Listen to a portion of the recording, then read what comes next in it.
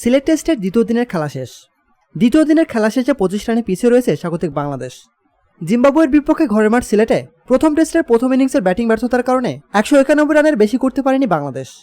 জবাবে ব্যাটিং করতে নেমে গতকাল প্রথম দিন শেষে বিনা উইকেটে 67 রান করে জিম্বাবুয়ে।